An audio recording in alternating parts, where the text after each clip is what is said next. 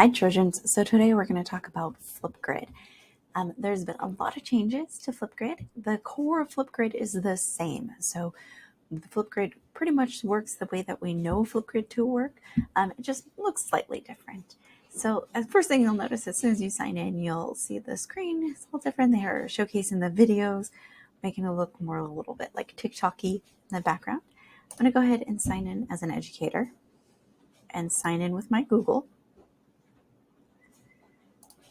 And click OK.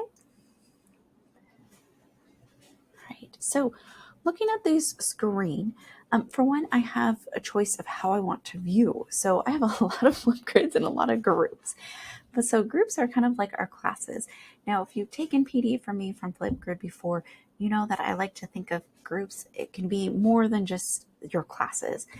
Traditionally, we think of our groups as your class periods, but I've also grouped students based on a similar topic students were doing. So if they got to choose their topic for an essay, I had all of the students who were doing this one topic as a group together, and to kind of keep that. So it can be more than just looking at your class periods.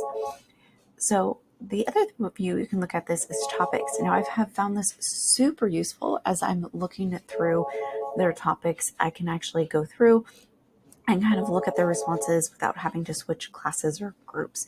So I can kind of look at all the topics together. And this also makes it really easy. As if I duplicate topics, I can then just go and make these changes and edits real quick without, again, having to go to each individual group. I can do it all through right here. On each group and the topic, you have a plus button. So if I click on groups, I can add groups here. So if I want to add another period or another discussion group, I can add it here. If I can go to topics, I can look at my topics. And again, I can add topics directly through here.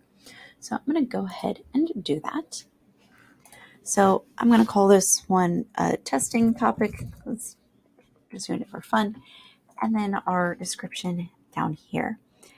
All of the same features that we had with Flipgrid before are here.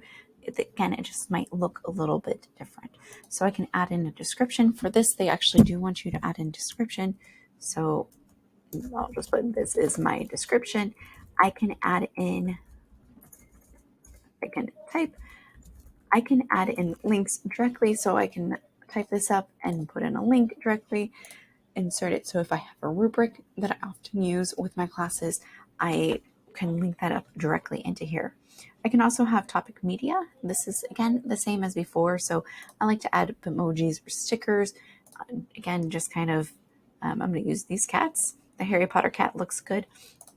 I can also record. So if I wanted to put in like an image or record video, I know a lot of teachers use this to record their instructions or give an example of how to do something.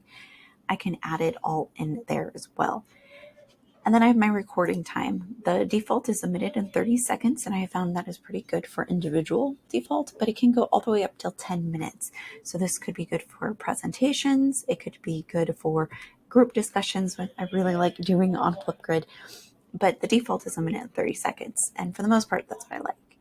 I can also add attachments here, so I can add in the rubric, I can add in their scoring guide, in their sentence frames, I can add it in directly through here.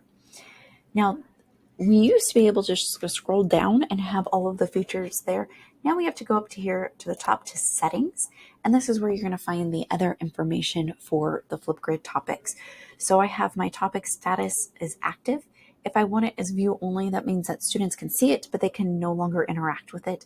Or hidden means that students can't see it. So this might be something I'm doing later, or I want to hide it for whatever reason. I can schedule this so when it's due or when they can no longer respond to the video. Again, my recording time is here.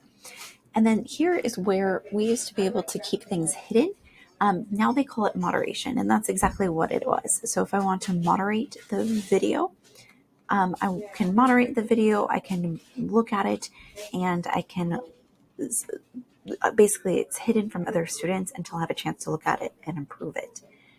Then I can also have choices for responses and the camera all within there. So that's kind of the major thing, is that under topics, you want to look under details and settings to find all of our normal Flipgrid stuff.